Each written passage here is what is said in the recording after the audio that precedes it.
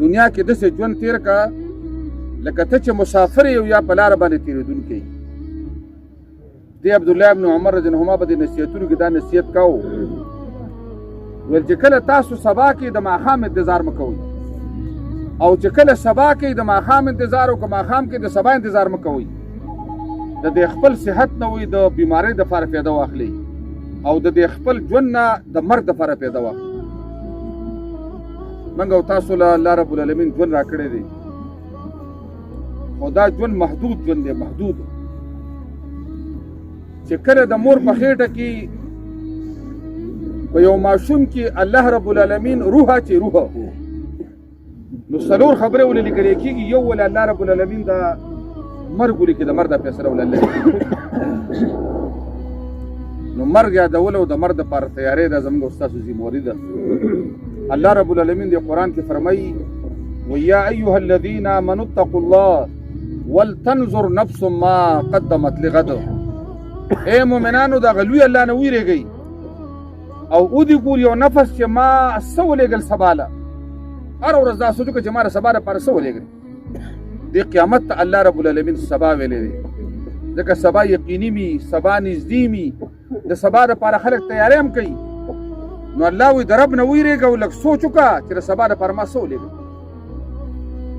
دا وجه ده رسول الله صلی الله علیه وسلم فرمایي وایي جنتیان چې جنت ته لاړ شي هغوی سره به هېڅ قسم ارمان او تمنا او افسوس به نه کوي، خو د یو څه افسوس به دوی کوي چې کوم وخت په دنیا کې عبث تېر شي په دې پسې به ارمان کوي. 15 څیزونه وایي غنیمت وګڼه مخکې د 15 نه، چې دا خپله ځواني غنیمت وګڼه مخکې د بوډاتوب نه، دا خپل صحت غنیمت وګڼه مخکې د بیمارۍ نه، دا خپل فراغت غنیمت وګڼه مخکې د مشغولتیا نه، او یو دا ده چې دا خپل صحت غنیمت وګڼه مخکې د بیمارۍ نه، او 5م خپل ژوند غنیمت وګڼه مخکې د مرګ. نن موږ او تاسو د عمل میدان کې که د ژبې عبادتونه کوو، که نیکۍ کوو، که بدۍ کوو، که مالي عبادت، جاني عبادت، که نفلونه کې هر څه موږ او تاسو ته لار کولاو ده، خو چې کوم روح را پکې الله را اچولی دی او دغه روح رانه الله ویسته، نو بیا به د عمل میدان کې موږ او تاسو شاملېږي، بیا به زموږ سره الله حساب. د عمر رضی الله تعالی عنه به د ملګرو ته نصیحت په تور ویل حاسبوا انفسکم قبل ان تحاسبوا. ځان څه حساب وکړئ مخکې د هغې نه چې الله رب العالمین د څه حساب کوي.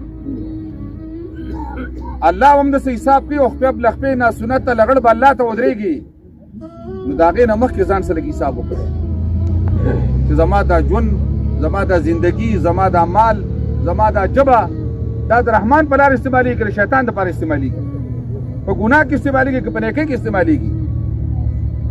او دویم بیا فرمایل چې دا خپل عملونه وتلئ مخکې د هغې نه چې الله رب العالمین دله تلي. د عمر رضی الله عنه د فرمان معنی دا ده چې ته د الله رب العالمین د حساب کتاب نه مخکې د ځان سره حساب وکړه،